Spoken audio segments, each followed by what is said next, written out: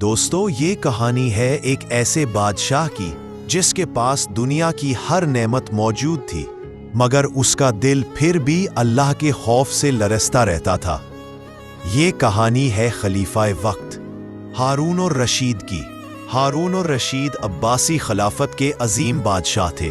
ان کے زیر حکومت وسیع سلطنت تھی، خزانے بھرے ہوئے تھے، محل سونے چاندی سے سجے تھے، لیکن اس شان و شوکت کے باوجود وہ خود کو اللہ کے سامنے ایک عام بندہ سمجھتے تھے۔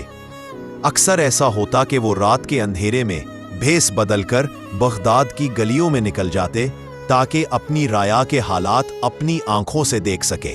ایک ایسی ہی رات تھی، خاموش فضا، سرد ہوا اور سنسان گلیاں۔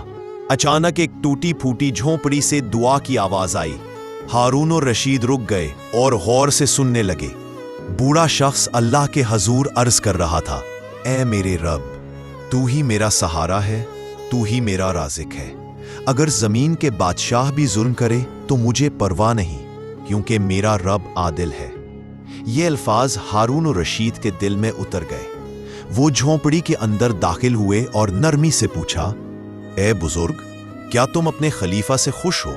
بوڑھے نے سر اٹھا کر دیکھا اور بغیر کسی خوف کے بولا، اگر وہ اللہ سے ڈرتا ہے تو میں خوش ہوں، اور اگر نہیں تو وہ اللہ کے سامنے جواب دہ ہے۔ یہ سن کر خلیفہ وقت کی آنکھوں میں آنسو آ گئے۔ انہوں نے اپنی پہچان ظاہر کی۔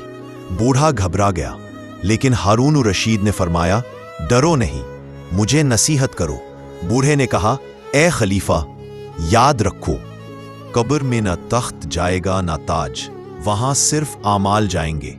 رعایا کے آنسوؤں سے بچو، کیونکہ مظلوم کی دعا براہ راست اللہ تک پہنچتی ہے۔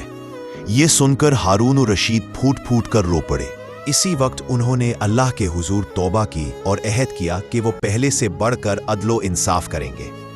واپس محل پہنچ کر انہوں نے کئی ظالمانہ فیصلے منسوخ کیے، غریبوں کے لیے دروازے کھول دیے اور انصاف کو اپنی حکومت کی بنیاد بنا لیا۔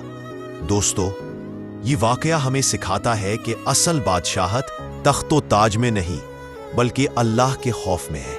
اقتدار چند دن کا ہے، مگر جواب دہی ہمیشہ کی۔